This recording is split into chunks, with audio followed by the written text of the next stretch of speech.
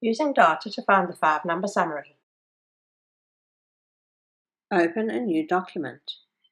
Add a Lists and Spreadsheets page. Enter each set of data into a separate column. Remember to label the columns. Put the cursor in an empty cell. Menu, Statistics, Stat Calculations, 1 variable statistics. We have 2 lists, so change the 1 to 2 and enter. Click on the right arrow for the X1 list and choose Texts. Click on the right arrow for the X2 list and choose Emails and OK. The first row gives the mean for each set of data.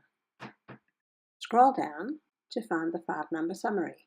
Side by side for both sets of data, we have the minimum value, first quartile, median, third quartile, and maximum value.